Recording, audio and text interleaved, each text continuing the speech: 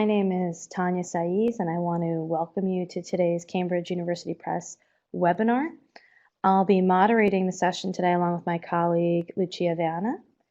And during the webinar, you'll be able to hear myself or Kelly speaking.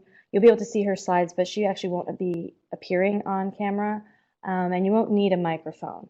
If you want to ask any questions, just use the chat box, and I'll make sure that Kelly gets those questions at the end of her presentation during our Q&A session.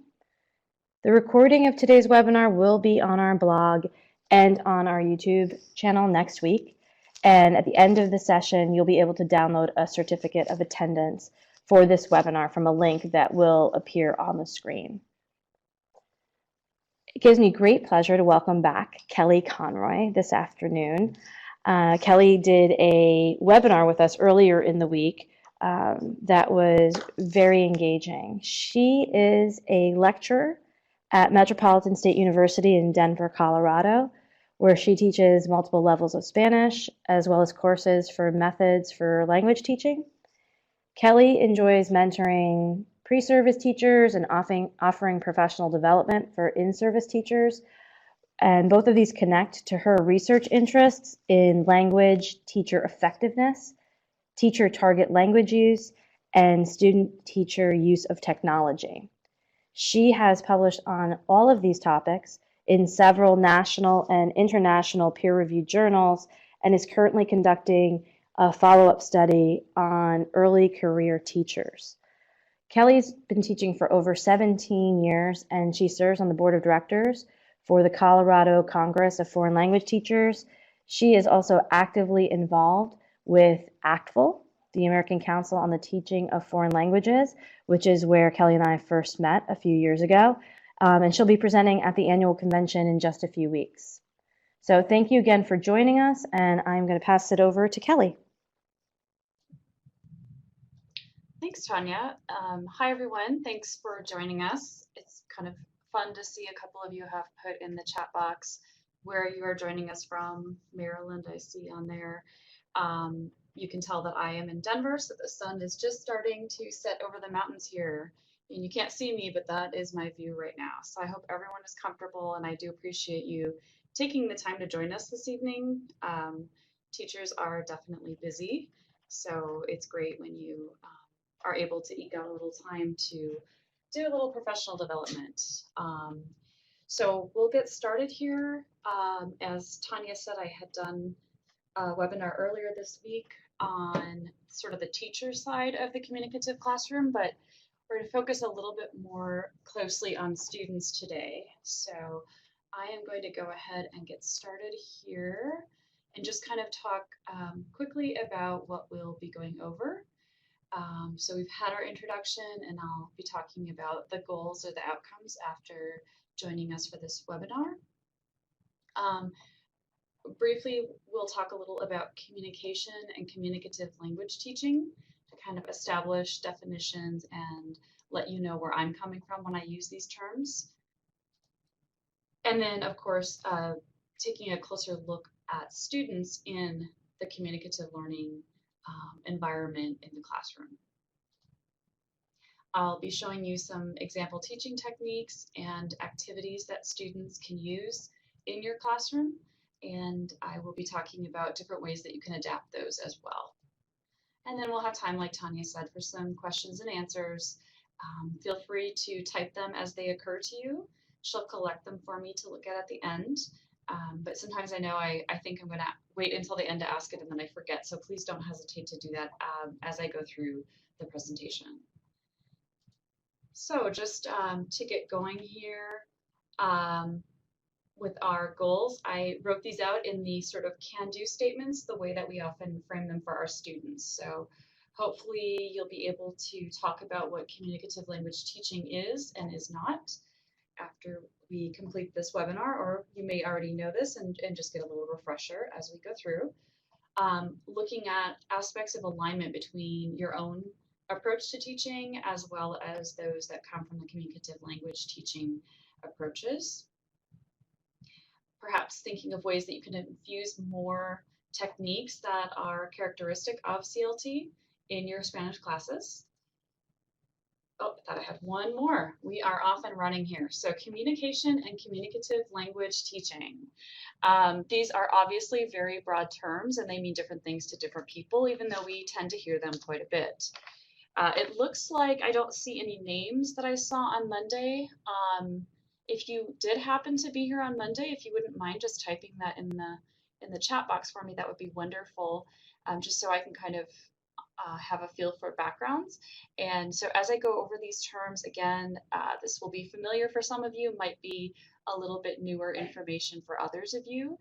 So if it is something you're familiar with, don't hesitate to share some of your own examples with us or think about questions that you might still have about the topics. So ACTFL, as Tanya mentioned, is an organization, the national organization that I am involved with. And next week actually is the convention in New Orleans. So I will be there collaborating with my colleagues here at Cambridge and other colleagues from around the country. Looking forward to that. And so just to get a baseline, looking at communication and what ACTFL talks about. We have the World Readiness Standards for Language Learning that ACTFL published about 5 years ago. Sometimes they're called the 5 C's. You may have heard about that, or simply the standards. Because we like our acronyms and we like nice ways to remember things, of course, they all start with the letter C, but then within the communication piece, we do have 3 modes of communication. So traditionally, we may have talked about the 4 skills: reading, writing, listening, and speaking. But rather than looking at those teased apart in very distinct ways, ACTFL has grouped them with communication because those are ways of communicating. So they are encapsulated here in the 3 modes. So first, just to look at that definition in the red box on the graphic, it says communicate effectively in more than one language in order to function in a variety of situations and for multiple purposes.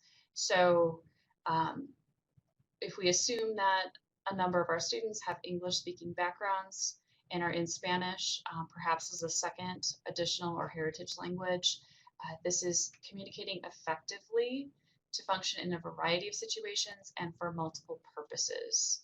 So there is a reason for doing what we're doing, not simply to crank out conjugated verbs or vocabulary lists, right? So then looking at those 3 modes, like I said, are a different way of kind of getting at those 4 skills: reading, writing, listening, and speaking. We have interpersonal communication, where learners interact and negotiate meaning in spoken, signed, or written conversations to share information, reactions, feelings, and opinions.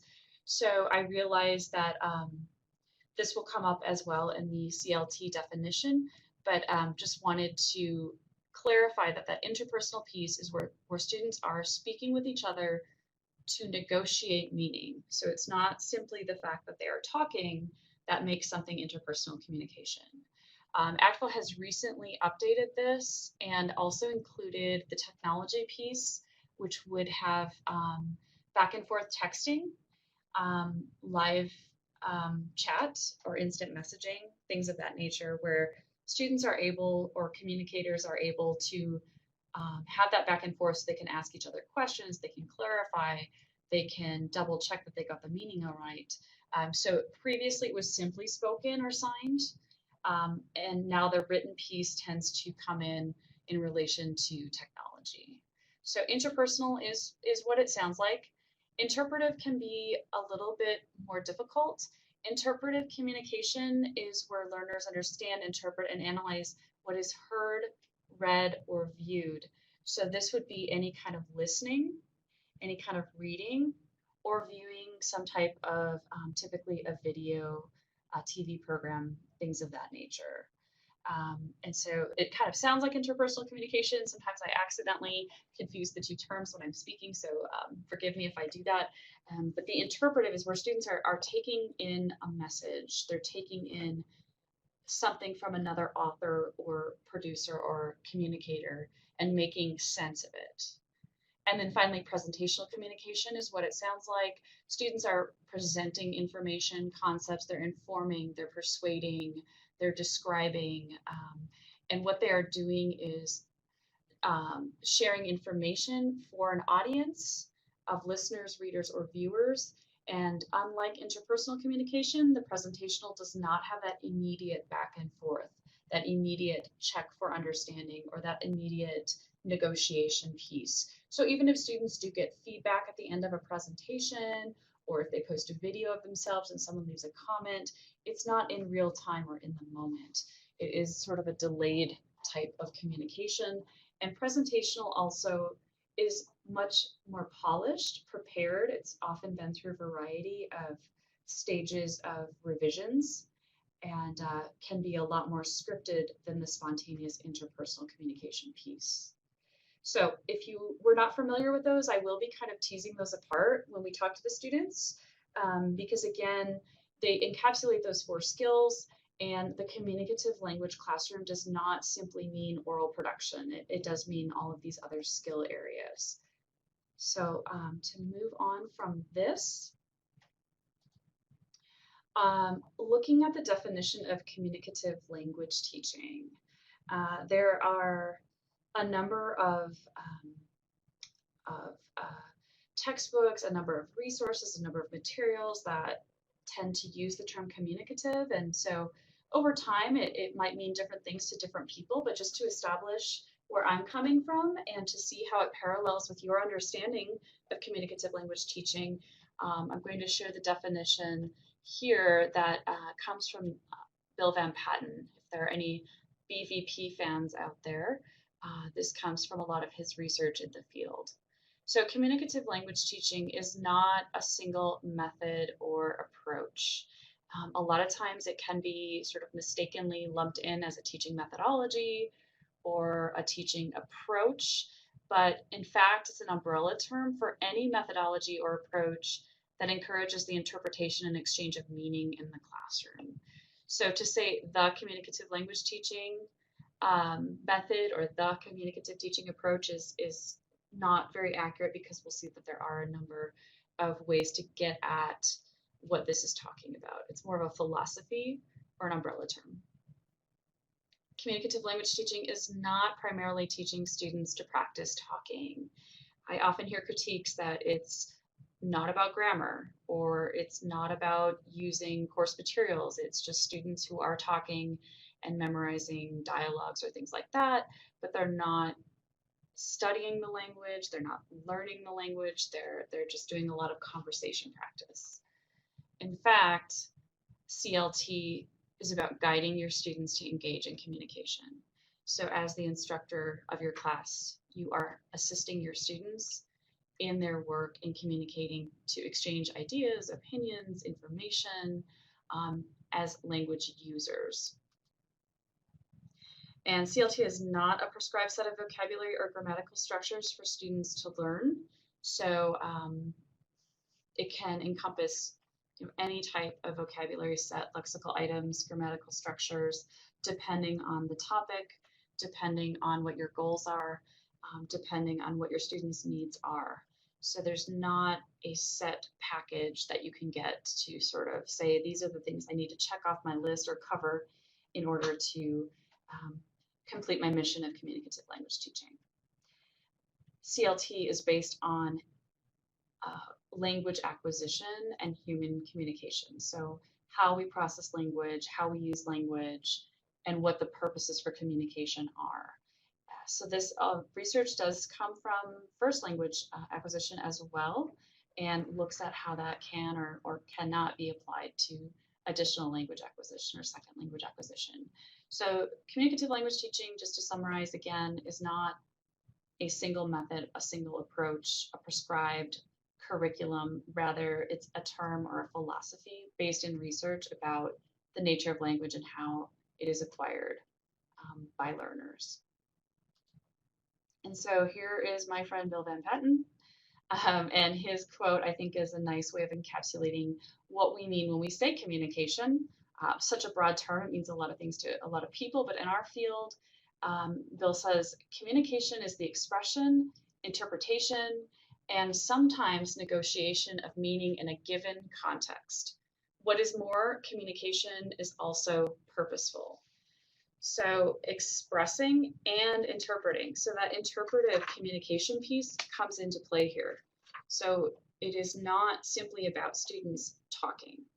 It is about students taking in what they're hearing, what they're reading, and what they're viewing, all within the context of the target language, the target cultures.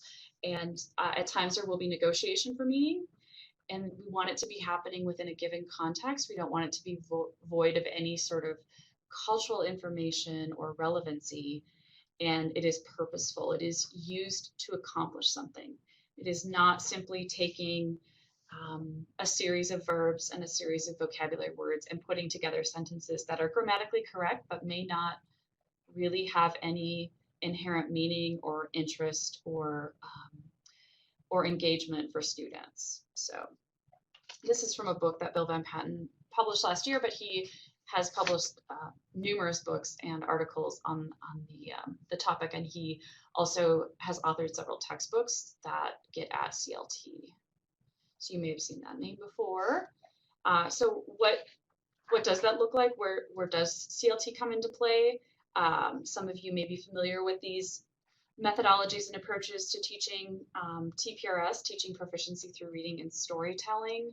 So students are doing a lot of reading and students are hearing a lot of stories that are told at a very comprehensible level for them. This is very, very popular in Colorado.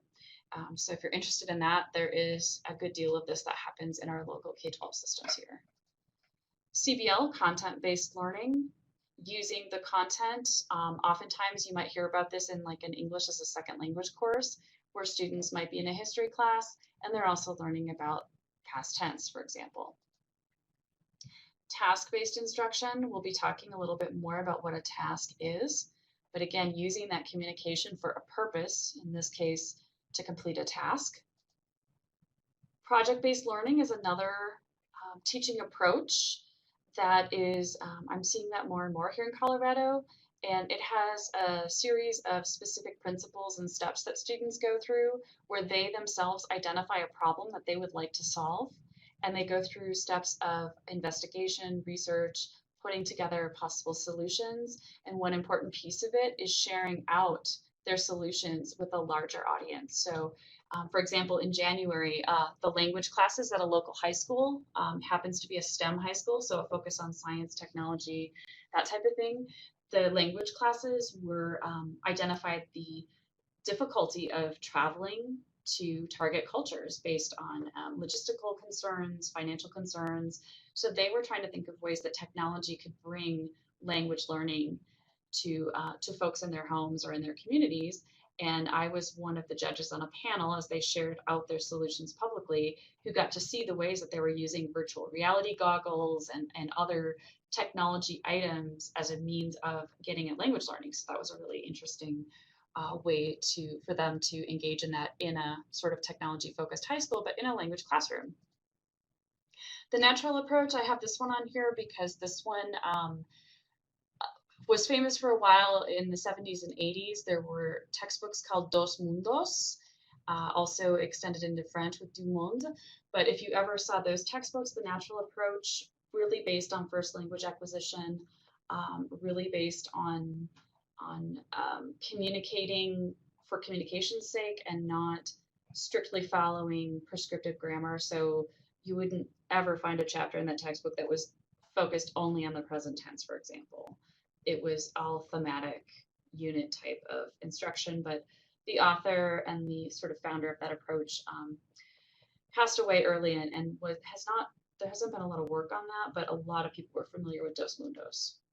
And then of course we have immersion, the ideal, right? But if we can't get to that, sometimes we have to have the project-based learning students have other solutions for us. So these are just some types of ways that language instruction can occur in line with CLT principles. So getting to our students and communicative language teaching. Before I get to examples of tasks, activities, things that you can do in your classroom, there are some important elements about students that I want to share.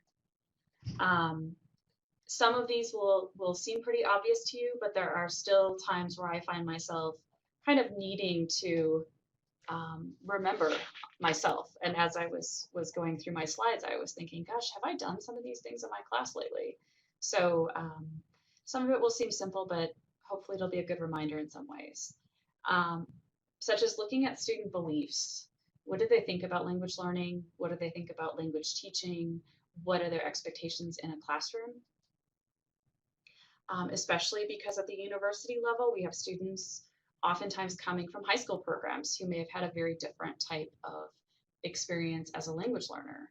Um, in our intro classes, we may or may not have true beginners, but typically students have taken a language class of some type, even if it isn't Spanish, and so they do, of course, come into the classroom with ideas. Or even if they haven't taken a language before, they still, of course, have ideas about what they think might happen in their Spanish class. And also expectations outside of class. What are they doing with homework? How are their activities or tasks being shared with a wider audience? Like I kind of mentioned with the project-based learning, the presentational mode is something that often we try to share beyond the classroom. So if students are creating a presentation of some sort, even presentational writing, where that could be a simple essay, it's not only shared with the teacher and only the teacher and then returned to the student with a grade, but also looking beyond the classroom for language use. So student beliefs, this is pretty straightforward. I know that we all think about this. I do in particular when I'm writing my syllabi, and every semester rethinking, what's my cell phone policy going to be this time? What's my attendance policy going to be? What are students going to be bringing to my class that I want to address here? But to be specific, I want to talk about their beliefs on language learning and teaching. And logistically, thinking about how your CLT course works and whether or not that is something that they have experience in or background knowledge of or not. And then educating students on proficiency goals. So to break those down a little bit more, thinking about how students think about language learning and teaching. And this, at least for me, is based on Elaine Horowitz's tool. She created the Beliefs About Language Learning Inventory, or the BALI. She was my dissertation advisor at UT Austin, and this got me thinking a lot about how what my students are coming to class with. We know that they're not blank slates, right? Like I said, even if they have had a language class before. So they are taking this inventory and responding to items on a Likert scale. And so I just have shared some examples of my own that I have taken away from the idea of sort of looking at what they're bringing with them as they come to my class. So for example, from strongly disagree to strongly disagree, I might ask them something or give them the statement, the best way to be successful in learning a language is to memorize grammar rules. So how many students are coming into my class thinking that this is an important way to be successful in the course and as a Spanish learner? The instructor should correct all student errors in speaking. Expectations about instructors can be so interesting, as I'm sure you can imagine. And it's interesting, I tend to find kind of a reverse bell curve when I do this. So I tend to get a lot of students who say, yes, the instructor should correct all of my errors. That's how else am I going to learn? And that's their job. And then there's sort of the other extreme, which is no, if they correct every error, how am I ever going to get a sentence out? So at least that's been my experience in a very unscientific survey. But just it's fascinating to me, this particular question, what they're thinking. And another one, I like to include some technology questions as well. So for example, you can replace a language course with an app like Rosetta Stone and get the same results. What do students think about that type of thing? Because I often have, and you probably have heard this too, someone really enthusiastically comes up to you and says, oh, I'm so excited to learn Spanish. I bought Rosetta Stone. Oh, and that's not always ideal, right? Or I found this app on my phone, it was free, and this is what I'm going to use. So it could just be, again, very interesting to see what students are bringing with them as learners in your classroom. So I give them that survey, which informs some of the other pieces that I'm going to speak about here, like logistics, actual day-to-day interacting with students in the classroom.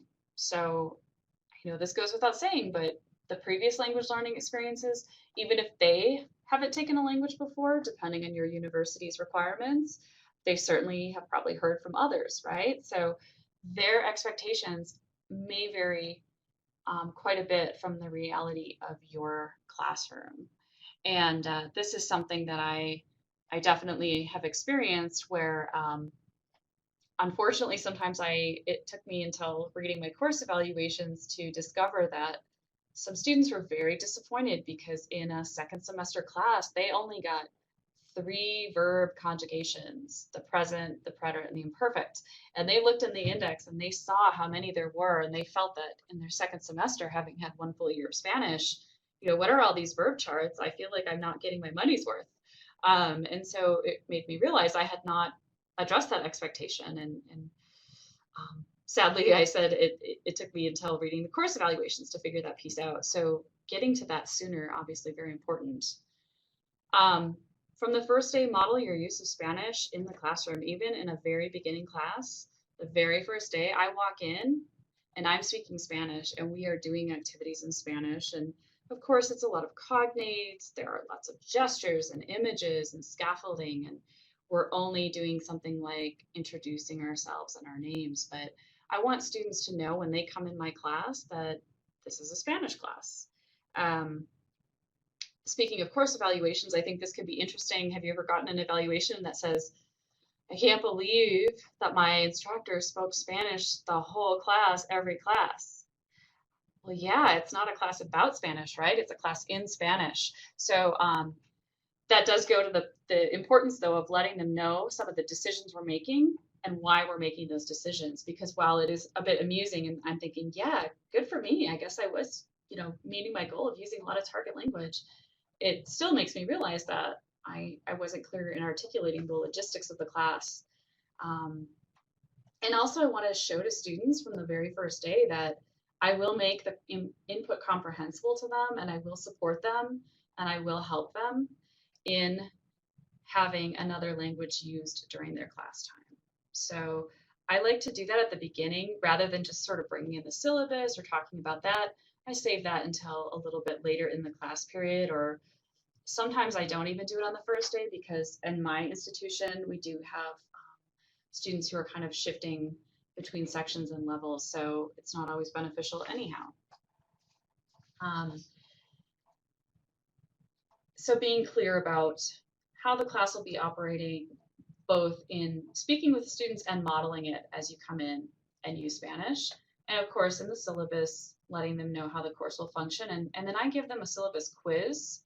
I have that in quotes because I don't actually give them a graded exam, but I do like a Kahoot game, if you're familiar with that. That can be a fun multiple choice game. It's low stakes. They aren't actually graded on it, but I also let them know that that means that I want to make sure that they have read the syllabus and understand the syllabus. So I do like to stress that, and I like to have it be a document that we do refer to from time to time, because ours will have student learning outcomes on there that align with proficiency levels, and so I want them to be thinking about how they are progressing toward those goals over the semester. And I like to give them a task to kind of get a feel for where they're at, kind of as a safety net for any other placement procedures that we have. And of course, this is typically not done at a very intro level, but even a second semester class, I usually have them do a writing activity. Helps me to get to know them, and it can be a data point that you might want to refer to in the future.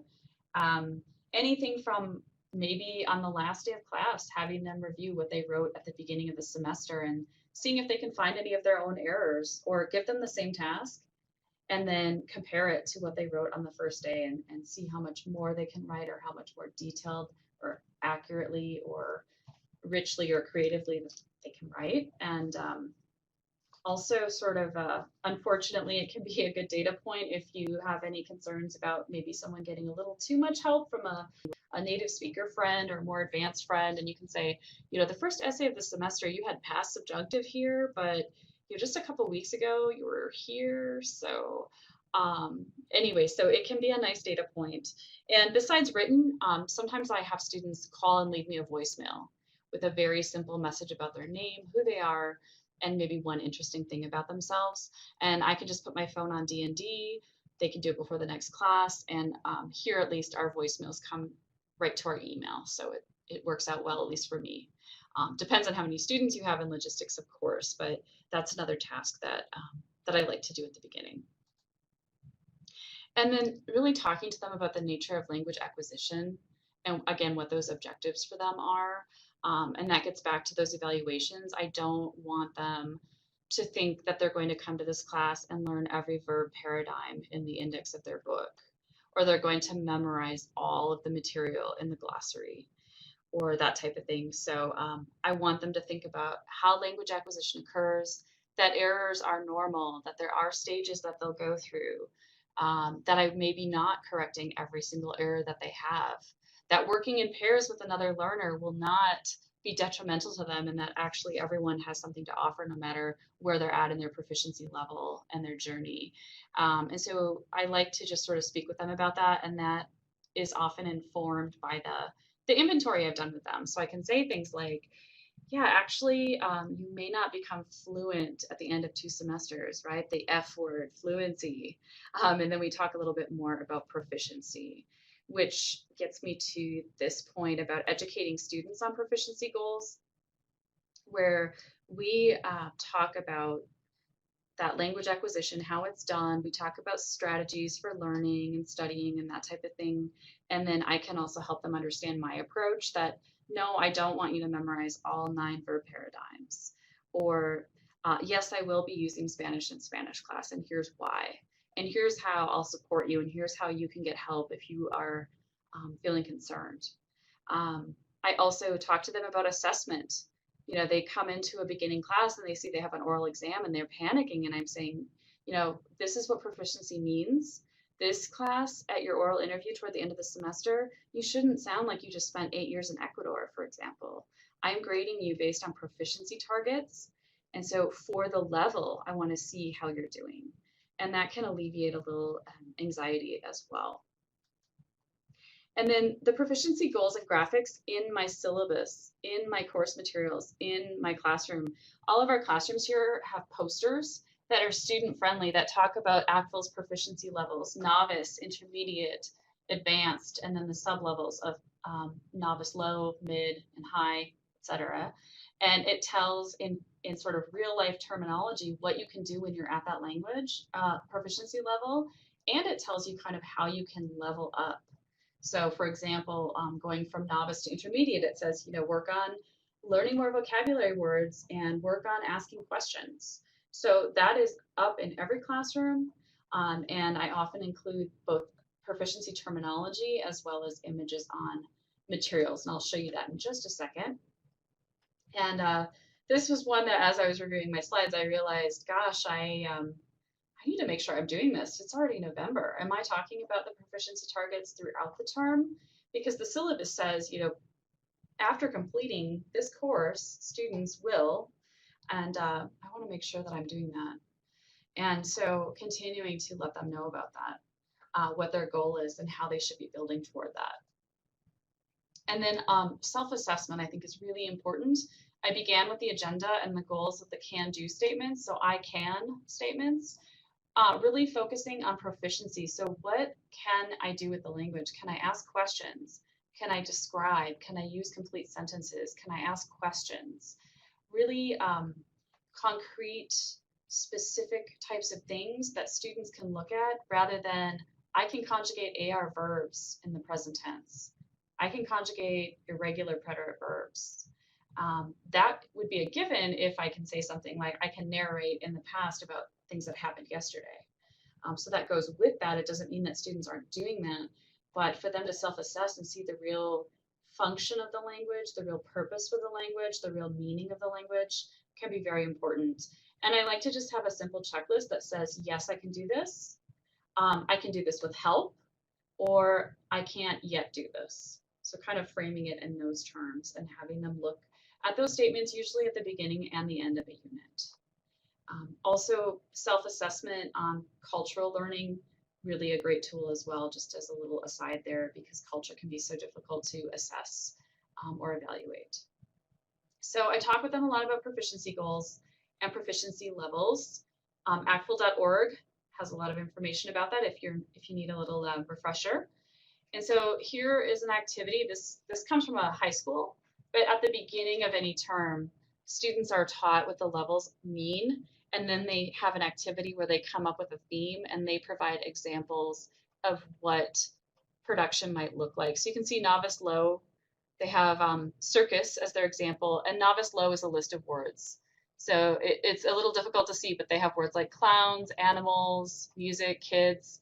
Novice mid, short sentences and phrases. Circus is big, lots of animals, lots of scary clowns. I like that one. Is loud. Novice high, then they have complete sentences that are a little bit more developed and creative. So students themselves are looking at the meaning of these proficiency levels, and then they're left up during the term. And I'm often pointing to them saying, wow, you asked a question, you just leveled up from novice to intermediate, great. And it kind of becomes, in a way, a game or a challenge. And then on rubrics, on tasks, on assignments, you can give them their learning targets, which typically are some of those can-do statements. And then you can kind of give them a proficiency goal, and they can see the progression there as they go. So it kind of becomes a chance for them to level up. So this is just something that graphically and visually I have to kind of keep reminding them.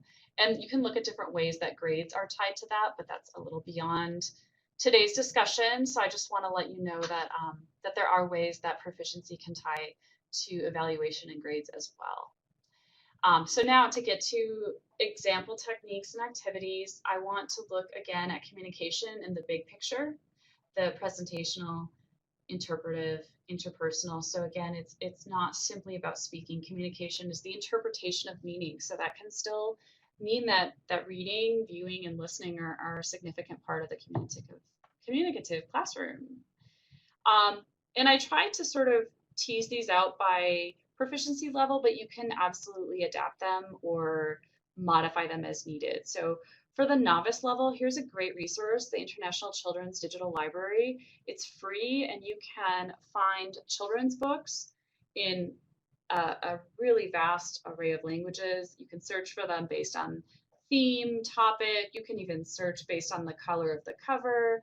And so an activity that I would do with this, for example, is an interpretive activity that will lead to interpersonal communication. So interpretive, oftentimes reading, listening, viewing gives us material to then discuss with others. Because if you think about in your native language, what do you do after you read a book?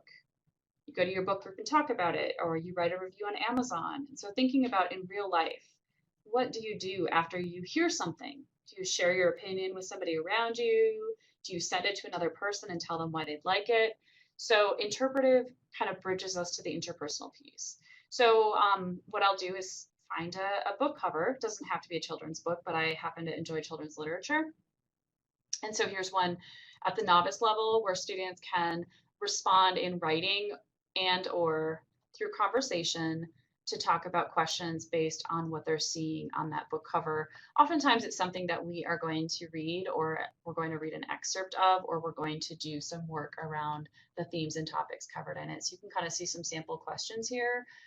These can be, of course, written in Spanish. I use some of these examples in my methods class, which has other language speakers as well. So sometimes my examples will have English where I would actually use Spanish. You can also scaffold this for the novice level and kind of give students vocabulary.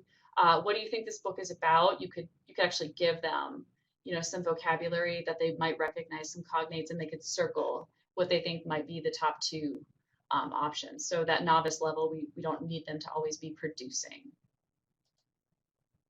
And then the presentational piece comes from that. Storybird is a place where students are given all the images in like pages in a book. It's sort of a blank book. And based on the images, they create their own story. So the nice thing about this is that they're not spending all their time making it an art class and wanting to spend all their time drawing really pretty pictures or that kind of thing, but they're kind of led to have the story through the images, and then they can, because the story is sort of laid out in the images, they don't have to produce a lot of language at the novice level, but they can do some writing practice. And so this is actually one that I had a student do. And you can see some data there. And then we have a class library that is available only to the students in the class. They can read each other's books. And here's an example of, as the teacher, what you might see. So had my students all make a book, and then they would do activities, reading each other's books and that type of thing. Getting to intermediate, observations and inferences.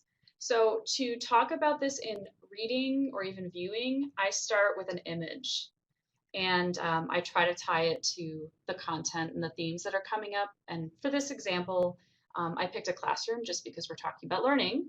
And so observations, we talk about that being what you see. You're describing it to someone. So we see boys are not wearing shirts, for example. We see that there aren't a lot of decorations or school supplies. And then the inferences are the educated guesses we can make. So if the boys are not wearing shirts, we can infer that it's warm in this climate or at this time of year. If there aren't a lot of decorations or school supplies, maybe the school does not have very much money. So even though there's nothing in that image, like a thermometer telling us exactly what the temperature is, or a budget report telling us the bottom line, this is the difference between observation and inference. And then we bring that into a text. And at certain points, I've actually glossed the text with that little table. Some people like to use Post-its. Some people put a little graphic in. And then I have students make observations, images, or inferences, and then cite actual textual evidence. And I'll show you an example of that. Kind of looks like this. So students will be prompted to do this type of work as they're going through a reading. So that's the interpretive mode. So it is communication. Just sort of, again, the fact that, that it's not always about talking. And then this table comes in handy when they're studying for a test or a quiz. It comes in handy if they're sharing it out. So that wider audience, the presentational mode, they can use their notes for class discussion in small groups and in large groups. So at the intermediate level, where they're still working on language development and proficiency growth, it's kind of a little a little security blanket, so they have their thoughts kind of gathered and established. So I also feel more comfortable calling on students when I know that in theory they've got some information available. And then a larger scale, sometimes I'll have them brainstorm essay topics, and we actually come up with an overarching essay theme before they come up with their specific topic. So they use their notes for that. They write a paper for the course. But again, I want it to be more than just them writing a paper for me. Maybe somebody else sees it in class if we do a peer review. So here we actually have started an undergraduate conference that our Spanish club and French club have organized. So students at the undergraduate level are presenting their papers from classes, and it has turned out to be very, very successful. It's a lot of work, and it took a little to get going, but I'm really glad that we've done it. And so this is a sample of actually a first draft of just the first paragraph of a student's paper he's in his third semester. He actually started his very first Spanish class with me, had not taken language before. And I'm not taking credit for his language acquisition, but this is an example of what he is doing after having that scaffolding, after having collected textual citation and thinking about his language. And I know I'm getting close to time here, and I'm going to move on from intermediate, get to advanced, and then we'll get to the Q&A very soon. But I just thought that was a really good example of what he's been doing, and he is a very motivated student. So of course you can see that there in his work. And then the advanced level, this is an activity that I like to do. You can adapt it to all levels, just like most of these activities, but there are some features of this that are more for the advanced level. Because students in theory will have some degree of familiarity with online news, maybe not newspaper, the paper part being keyword, but newseum.org has front pages of papers from all over the world that you can sort through geographical region, or you can actually grab a map. And sometimes we talk about digital literacy, doing research, And this could be hard enough in your first language if it's not Spanish. And then if you do add a second language piece in there, doing that in Spanish can be difficult. There are a number of resources on digital literacy available in Spanish, so I do like to include that at the advanced level. So here are some examples of what I pulled from Museum's webpage. And we have La Nación, which is from Argentina, and this one you can see is about Pluto. And we kind of look at the features, we look at how it's presented, and then where did we go here? El Comercio from Peru. Can you see Pluto on there? So the very bottom and center, it's tiny. See other things ahead of that. And then El Espectador from Colombia has a very different approach. So we look at what features are similar and what differences are there. How is the information presented? What does that tell us? What might be valued, what might not be valued, what's similar to our newspapers and our community, what's different. So lots of ways to just use these images, including the articles themselves. And oftentimes I will assign an article, but this is sort of a way to get going. And then I have them do something again to the wider audience for their presentational skills. We have a newsletter that they can publish in online, or sometimes we'll put things up on our bulletin board or different ways of sharing out like that, but to that wider audience. And then I have them create their own newspaper front page. These are some criteria. Again, these would be in Spanish at the advanced level, of course. And this is a sample. This is actually from a colleague in a high school level, but this is a very visually appealing and well done example of student work from besta.com.net. So as you can tell, that you can certainly adapt this to a variety of levels, but what we're looking at is, again, those three modes of communication. So the interpretive, the reading, viewing, and listening will give us then something to discuss in the interpersonal format, be that face-to-face conversation or be that live chat for an online class, rather than just saying to our students, okay, this is a communicative class, take 5 minutes and talk about yourself, or take 5 minutes and talk about what you eat or your family or travel. So it's focused, it has a purpose. They've done some background work. They've gotten content to talk about, and they can personalize it. So we go from the interpretive to the interpersonal, and then we share it out to a wider audience. And I just kind of collected some design points here. It's difficult to hit on all of them, but in addition to those three modes and thinking about what CLT truly is, we want to make sure our activity involves interpretation and expression of meaning, that it goes beyond rote practice, such as just conjugating verbs in a sentence or change the present tense to the preterite. The preparation or the activity itself, will students have the input that they need, the language that they need, and the scaffolding to support them in creating output? Does it target the appropriate proficiency goal and a little beyond, right? Because we want them to keep going beyond the goal. Is it culturally relevant?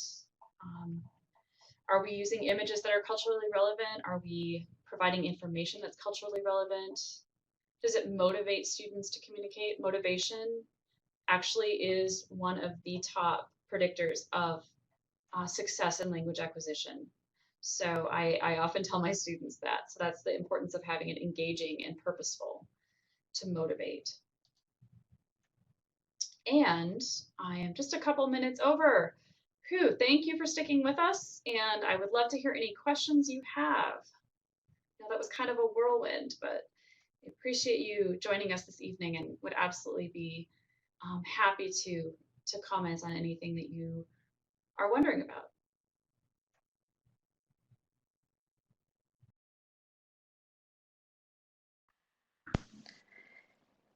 Kelly, this is Tanya. While people are typing their questions, and a comment that came through was regarding ACTFL and the use, or reference, I should say, of technology. So the comment, it's great that the written part of communication for ACTFL now focuses on the way we write, vis-a-vis technology. And the question, do you have a favorite way to implement this with your students? So technology and writing, if I'm understanding that correctly. So the Storybird piece was an option that I enjoy doing. We do have a lot of online classes here. I haven't taught one for a while, but we use some of the activities in that format. And, I just like a good old fashioned Skype session. And sometimes people think, oh, I have to find a partner school in another time zone in another country. But we have a concurrent enrollment, sometimes called dual enrollment, at a high school. And sometimes the high school students will Skype with our university students. And the high school kids just think that's so cool that they're taking a college course and talking to college students. And the college students feel kind of cool because they're, you know, um, a little bit less nervous about using their language skills. So I call it old fashioned because Skype has been around for a while. So that's one that I like to do, but I think sometimes, at least myself, I find myself stuck of like, I have to find a native speaker in a university in Spain or in Argentina and create this collaboration. And there are ways to do that that don't necessarily have to be that complex. So I like doing things like that. A couple of my students have found apps where you can find a native speaker to do a chat exchange with, and I just kind of offer that as something as a resource for them. Um, so that's another one that I enjoy doing. And I see another question. Reluctant to participate in communicative language. Yes. How to make students feel comfortable with what might be a new approach as quickly as possible. That's a good question. And I think that a lot of times we can find that if we teach the same section, we might go to one class and things work beautifully and the chemistry is great. And then you go to another one, and for reasons you can't identify sometimes, it's just not quite the same. So I think at times there can just be that chemistry piece no matter what you do. But making it a safe space, making it comfortable for them, making mistakes. Sometimes if I kind of address that at the beginning of the semester and talk about ways that that mistakes are made and how they are part of the learning process and how they show that students are actually progressing in proficiency, and talking to them just about what kind of feedback they want, and if they really do want me to talk with them about the why behind something. For example, I might have a student who's majoring in linguistics. And so I can say to them, oh, that's actually an indirect object pronoun. And they say, oh, yeah, yeah, of course. Okay, got it. And some are like, please, please, please don't use those grammar terms with me. And so just kind of getting at that piece of things can help. But I also try to make myself a little vulnerable, and being kind of a klutz and things like that. I make fun of myself a lot. That sometimes helps. I know that these are all different things that you try, um, but sometimes it just takes finding that right thing that speaks to the particular chemistry or group of students that you have. Another thing that I am doing is having the students from the previous semester at the end of their term, they kind of write advice for the incoming students. And sometimes they even will step in and just kind of chat with students as well. Sometimes our Spanish club people come in and do that. So that also sort of helps. And sometimes we bring different level classes together. So I brought my third semester class to a fourth semester class, and they did a collaborative activity and kind of were able to see just, wow, this is where I could be in one semester. And then they got to meet the other instructor and that type of thing. So I'm just kind of throwing some ideas out there. And like I said, sometimes it's just a matter of trying something until it works. And sometimes one section is just going to be a little quieter than others. Anybody else have a question or comment?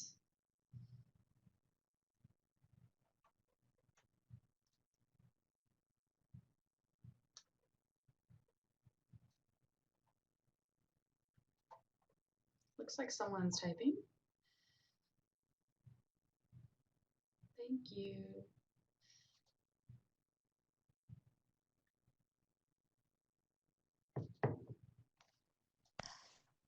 If you do think of anything, my email is here.